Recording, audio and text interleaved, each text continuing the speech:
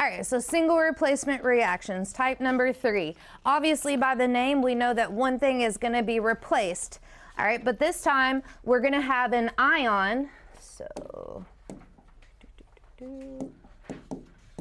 an ion replaces another in a compound.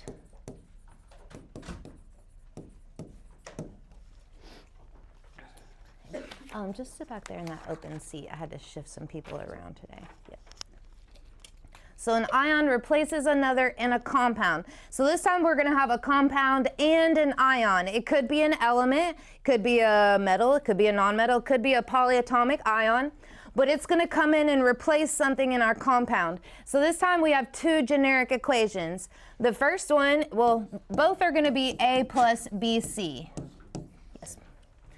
So we know up here that we have something by itself, which is A, and then we have our compound. Whew, it's a busy day today. Oh, there's Shauna. Oh, well now you just took Shauna's seat. Shauna, I'm going to have you go sit back by Deanna, back there. So we'll see if Sam comes back or not. We'll see. If he comes back, he'll just have to sit in a seat where his back is to me. All right, so here's the thing. We're going to have to look up the charge of what's by itself. It's not going to be written there in our equation. So let's say we look up A on the periodic table and it has a positive charge. All right, that means it's going to come in and replace the same charged one in our compound. Which one is positive, B or C? Which one's positive in this compound, B or C? Where do our positive ones go in our compound, first or second? First. We always put positive first. So that means A is going to come in and replace B. What's it going to chemically bond with? C. So our new compound is going to be AC. And then what gets kicked out by itself? B. Single replacement. One thing is getting replaced in our compound, kicking it out, and giving us a new compound. All right, now, same equation, A plus BC, but this time we look up the charge of A and it has a negative charge. Which one is it going to come in and replace? C. So our new compound, what's my new compound going to be? Is it BA or AB? BA, because B is positive. So B comes first, then A, and then we kick out C by itself.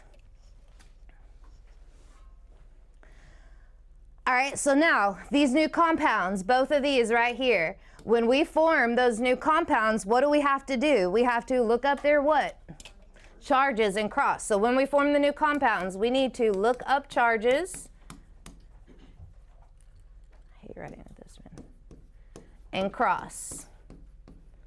All right, so we can't just take our symbols and we can't take our subscripts that we start with and carry them over. We're going to have to look up their individual charges and cross them. And now we have a new element by itself, our B and C.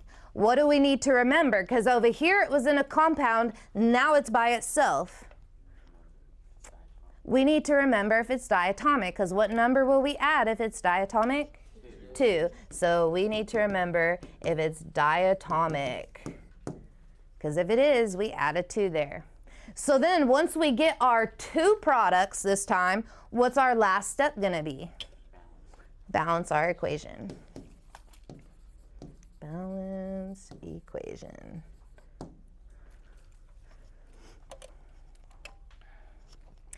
Now, not all of these reactions occur, okay? And so the paper that I came around and gave all of you was an activity series. There's a small version in your guided notes, but you can't really see what the elements are. So this is literally photocopied from the textbook that we use so often in this class. I don't even have a class set of, I don't even have any of them in here right now. So it's just an activity series. So let me ask you some questions. So look at that activity series, the paper I gave you. First question, is every element on the periodic table on that paper? No, there are not 118 elements on that paper, okay? So there are 2 columns. What do you notice about the elements in the left column? What types of elements are they? Metals, right? You have some lithium, potassium, gold is down at the bottom. You have metals. What types of elements do you have in that very small right column?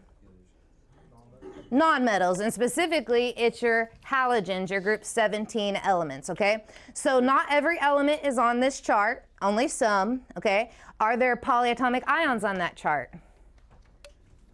No, it's just single elements, okay? So this list it can prove when some reactions will not occur. Not all, it can't prove everything because not every element or polyatomic ion is on the list, we just said that, but it can prove when some reactions won't occur.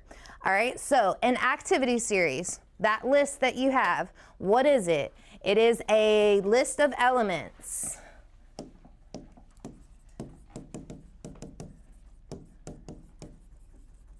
All right, from most, and I'm going to put in parentheses, that's at the top, most reactive to least, and that's at the bottom. So it's a list of elements from most to least reactive. So the elements at the top are very reactive. What's the most reactive metal? Lithium, right? All right. Metals at the bottom are not very reactive. What's the one down there?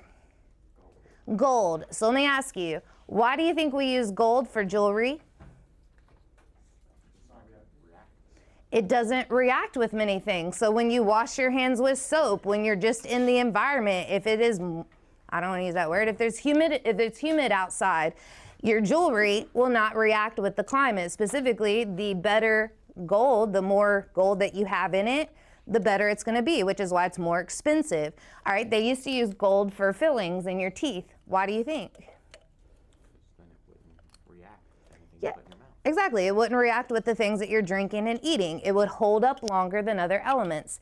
When we say react, we mean chemically bond with other things. That's what react means, okay? It would bond with other things.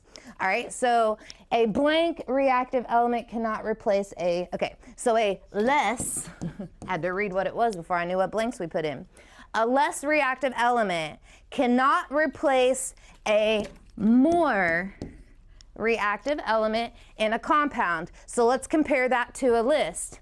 A less reactive element cannot replace a more, which would be higher on the list. It can't replace an element that's higher on the list because those elements are more reactive. And then I think, is this on your all's notes? I can't remember. Yeah. So reactivity just means that it bonds easily with other elements, okay?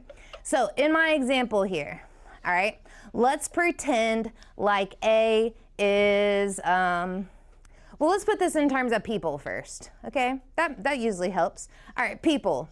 Here I have a heterosexual couple, all right? And let's say this is the boy and the girl, B for boy, G for girl, which I'm not saying other types of relationships aren't okay. Just for my example, we're using a heterosexual one, okay? Everybody with me? Boy and girl, couple. This is a cute little couple here. All right, A over here, this is Adam, okay? He is the president of the senior class. He volunteers in his free time by helping out little kittens at the animal shelter. He has a 4.0 GPA. He's going to Yale. And not only that, but he's very, very attractive, okay? He is more reactive, all right? If, let's say that this boy right here failed in all of his classes, doesn't show up to school, has bad breath, okay? All right. In this couple, let's say that A likes this girl, Adam likes this girl. Is he going to come in and replace B? Yeah. Most likely. Hypothetically, yes, okay? But now let's reverse it. Here's the bad breath guy, and Adam's already in the couple. And bad breath boy is like, hey, come and date me. All right, is this girl going to leave our amazing gentleman, hypothetically? Realistic? No, they're not, okay? The better one, all right? In our terms of people, you got better qualities. In our terms of elements, the more reactive one will always be in the compound, okay? So if it's already here, the more reactive one is already here in the compound, is this one over here gonna come in and replace it? No, all right? But if our better one is over here, our more reactive one, is it gonna come in and replace the one in the compound? Yes, so how we're gonna tell what's better is based off the list. What's higher on the list, okay? So let's do some examples. All right, and if you want to write this on your activity series, we know most reactive at the top, least reactive at the bottom, but that is in your notes too, so. All right, so our first example here, sodium chloride and iodine. All right, so first we need to look up what's by itself. What's by itself here? Iodine, okay? Is iodine positive or negative? It's negative, so we have to use that to determine which one we're comparing it with. So which one is the negative one up here? Chlorine, all right? So those are the two we're comparing. So now, which is higher on the activity series? Chlorine. It's already in the compound, so is iodine going to be able to come in and replace it? No. So if that's the case, all we have to put is NR, no reaction, because no reaction would actually occur. Our chlorine is going to stay with our sodium, so let's pretend like it's a solution. We have salt mixed in water. We add iodine. Well, guess what? Nothing happens. You just have salt water and iodine mixed in. That's it. Nothing actually occurs. All right, this one here. Which one's by itself? Calcium. All right, is calcium positive or negative? It's positive. So which one am I going to compare it with? Potassium, because that's the positive one. So now, which one is higher on the list? Potassium's higher on the list. So is calcium going to be able to come in and replace it? No. So once again, no reaction. So we can use it for nonmetals and we can use it for metals. But the key thing is that the higher one on the list will always end up in the compound. So if it's already there, no reaction is going to occur. Good with these two? All right. Next one. And actually, I need to change this. Let me change it. So you all change it too.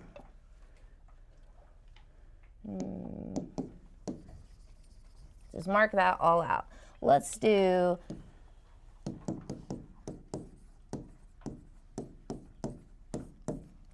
Li plus Ba3P2.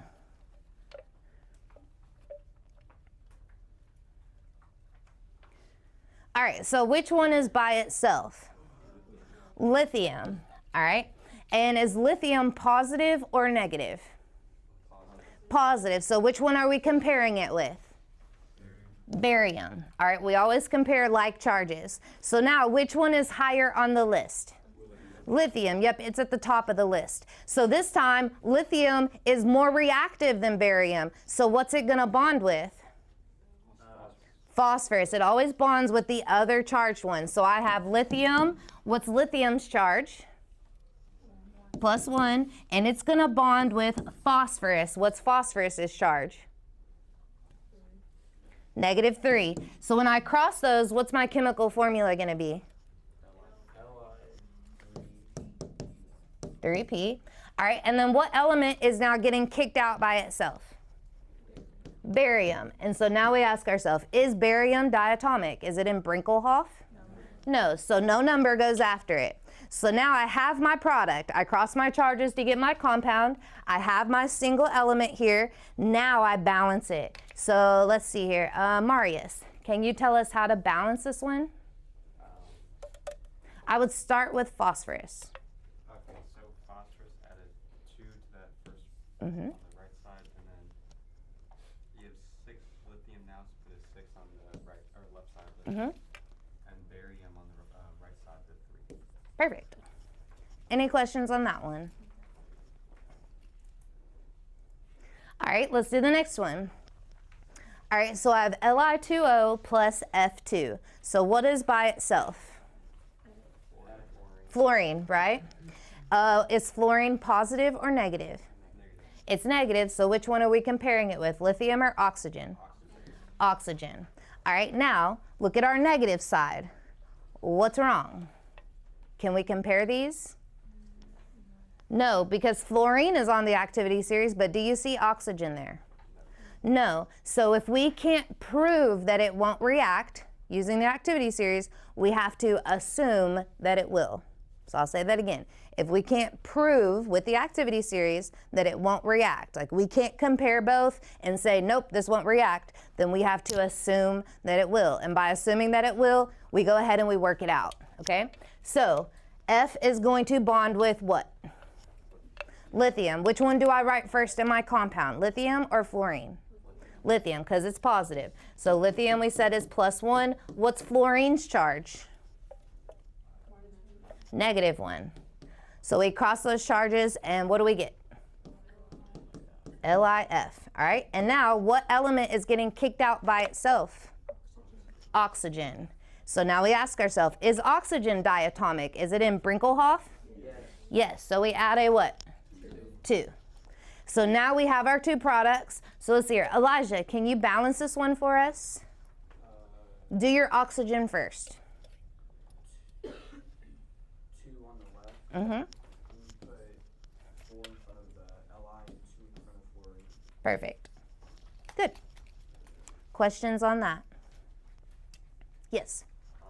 For figuring out this stuff, I know we don't have, like, if it's not on the chart, Mm-hmm. but can we go back to, what was it? It was the trends, like the So typically your group 1 metals are the most reactive. Then your group 2, then you can go through your transition metals, which are typically the least. the most electro. Yep. And if you notice, the way that the activity series is lined up right there, it is the order of electronegativity, right? Because the most electronegative was F, then it went down to Cl, Bri. So I'm sure that order, if we looked at the metals, that order of electronegativity would follow with those two. So I mean, you could kind of try and put that together, but that's just being super smart, Jaden. So. Are we good with these examples? All right, last one. All right, what do we notice we have in this one that we didn't have in the previous examples? Wyatt, what's different? We have polyatomic. We have polyatomic ions in this one, right? We haven't done that. So we said, are polyatomic ions on our sheet? No. So are we going to be able to compare which is more reactive? No. So we're just going to go ahead and work it out. So technically, what's by itself up here? Hydroxide is by itself. And is hydroxide positive or negative? It's negative, so which ion up here is the negative ion? Sulfate. All of us float. Remember, all compounds only have 2 things. So if you have more than 2 elements, you have a polyatomic ion. So we're not just doing oxygen, we're doing all of sulfate. So we're going to switch our 2 polyatomic ions. So what's hydroxide going to bond with? Sodium. Good, Gavin. So we have Na plus 1. Then we have our hydroxide is -1, so that's just NaOH. All right, and then what got kicked out by itself? All of sulfate, so SO4. Do we have to worry about diatomic elements there?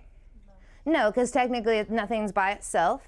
So now we balance. So Alexis, can you balance this one for us? I was thinking that the 2 would go in front of that. Yep. And then a 2 in front of the polyatomic ion. Yep, 2 in front of hydroxide. Good. Good. Any questions on single replacement? All right, so you have 15 of these to practice. If you have questions, let me know. I'll go ahead and tell you, only 2 are no reaction. So if you're finding more than that, check again, okay? So when you're done, turn these in, and then we'll see how much time we got left. And y'all know I'm not a quiz surpriser, so there's a quiz on this on Thursday, too. Yes.